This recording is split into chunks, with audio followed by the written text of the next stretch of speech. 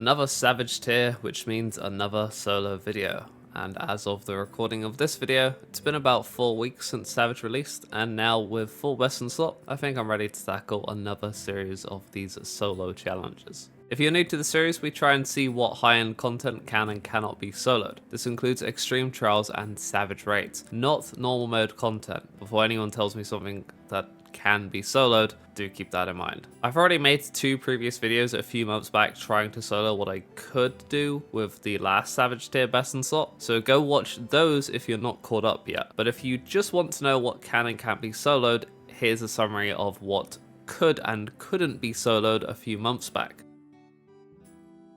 So in this video, what we're going to do is try those duties that couldn't be soloed in that video and see how many we can clear and how far we can get if we can set any new records. And spoiler, it is quite disappointing. That said, because of this disappointment and some feedback, I have changed up this video a little bit from my previous videos. So if I cannot do anything solo, and I will try solo first, and if it is impossible, I bring a friend along and we'll see if we can duo them to make this video a bit more informative. If we can't duo them, well, you'd have to do with either 3 or 4 players. I don't have that many people on demand to help me, so maybe next video. Also, my solo footage is directly downloaded from my Twitch stream. My Shadowplay just wasn't working that day for some reason, so apologies for the bad video quality. You should totally follow my Twitch, by the way. I stream almost every weekday, and we just have a chill fun time. Anyway, that's enough shameless plugging. Let's actually get on to the content.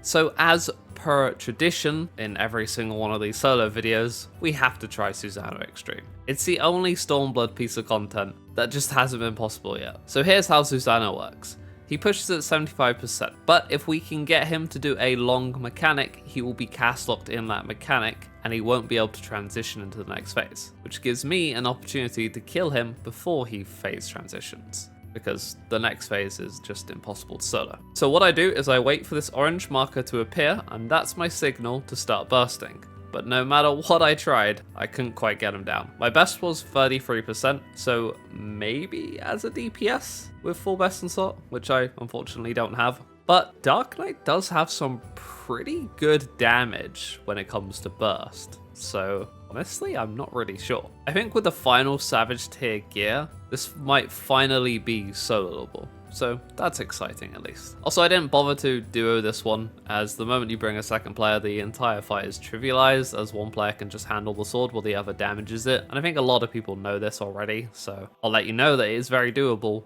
to duo, but I didn't actually try it myself because I just know it's possible. Anyway, let's move on to the reason you actually clicked on this video, which is for Shadowbringers high-end content, right? So we'll start with the trials, with the first one being Hades. Last time we got to Ascian Prime before they wiped us. This ad gives you a bunch of debuffs that need to be resolved with other players, but because we're solo, we can't do that. But now with new gear, rearranging my burst damage, and farming to about 20% echo, I did manage to kill this ad in time, which actually just cleanses all the debuffs and allows me to proceed to the next phase. Which does sadly end in my demise, as his second cast is Captivity, which traps a random player in a jail that must be broken out by another player. And again, I'm solo, so no other player to help me, which makes this a hard DPS check, or what I like to call a solo only enrage, because it wouldn't be an enrage otherwise, but because we're solo, it's an enrage. Anyway, there's no way about this. You have to phase him to phase 3 by getting his health down 30% before the Captivity cast. And the only way I can imagine that ever being possible, and this is being extremely generous, is next Savage tier and echo farming to 25%. But I think next expansion is the way more likely scenario. Although there have been a few talks we aren't getting any more levels in expansions, but even then I'm sure we'll get something to increase our power level in a significant way to make it doable. I don't know though, that's a lot of help to get through in a short amount of time, and I'm not sure if he can even be phased before this cast. We still saw it with 2 players, but with 2 players, one can free the other, and the rest of the fight proves no problem. It is theoretically possible to free yourself from the jail with Dark Knight's Living Shadow,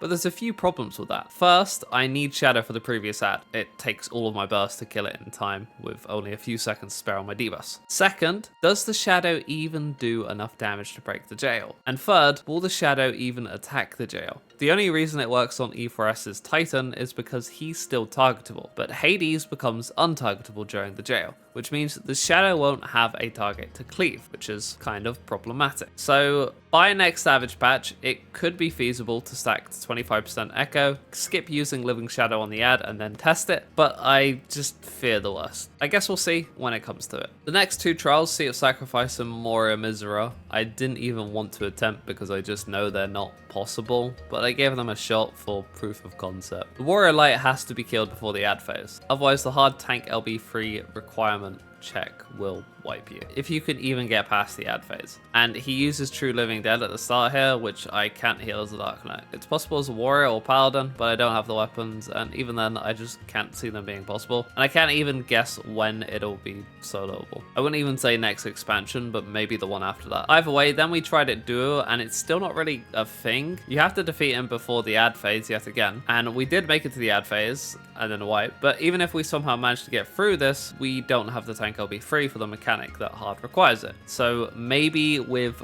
4 people and 3 of those being DPS, but I still think he just has way too much health. As for Memoria Misera, after refreshing on the mechanics, I got to the part where you need to do the active time maneuver, and once activated, you can deal damage to destroy the projectile. Again, solo, so that's not really an option. Maybe I can tank through the damage, and nope, it just does 9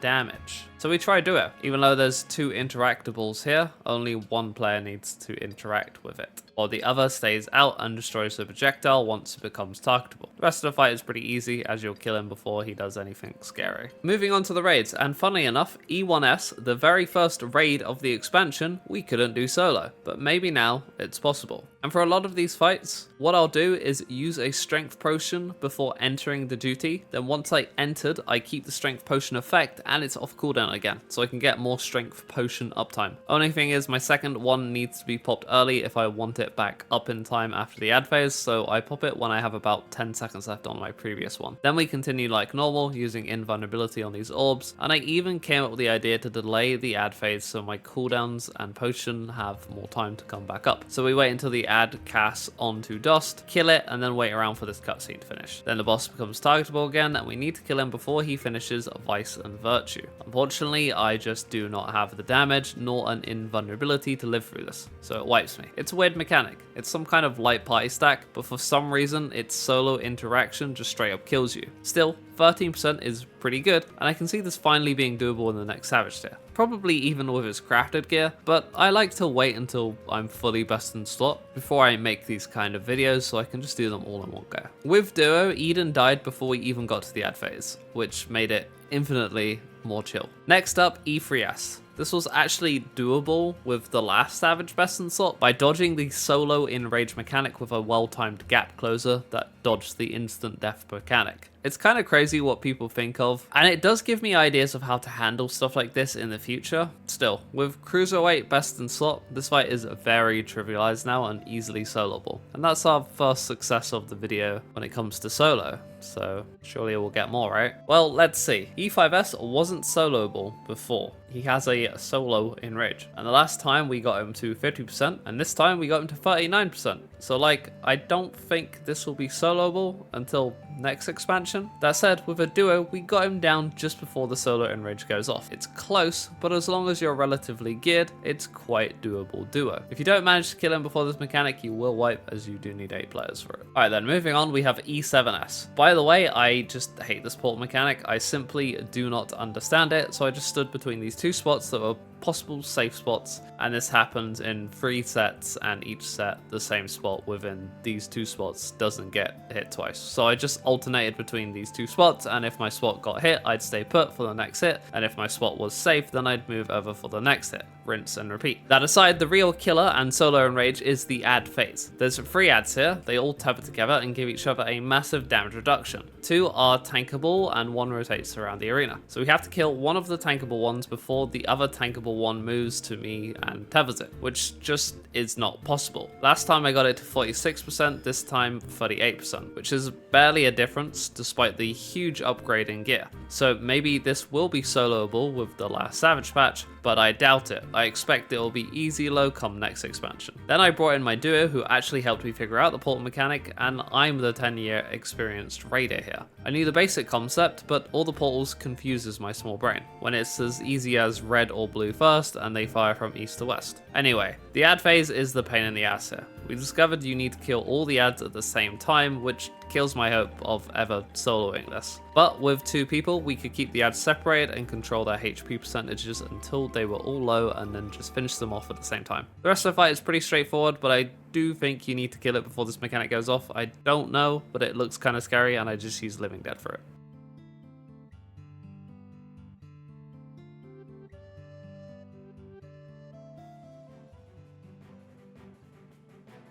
Next up is EAS, and this is simply not possible. I just did this again as a proof of concept, but it's kind of a waste of time. You need at least 2 people, as you have to split up the ad phase and be separated. If you don't have another player, you won't be able to get past this phase, as it'll just enrage and wipe you. Still, I wanted to see how low I could get her to gauge when it might be doable, just to skip this phase entirely. And I think maybe, and that's a big maybe, next expansion, last Savage patch in that expansion, maybe. But even duo, this doesn't seem possible. You can make it through the ad phase, but everything here does percentage damage. So we went double healer, got through the ad phase, and then had to heal Akmorn like it was a goddamn ultimate raid. And after a few other mechanics, the head spawns, and this thing needs to be popped 4 times in order to destroy it. As a duo, we can only pop it twice, so it enrages and kills us. So I think you need 4 players at a minimum for this. Anyway, next up is E10S, and this one is a pain. I don't think it's soloable just because of the sheer amount of damage output. If you get unlucky and get 2 Darkness Unleashed in a row,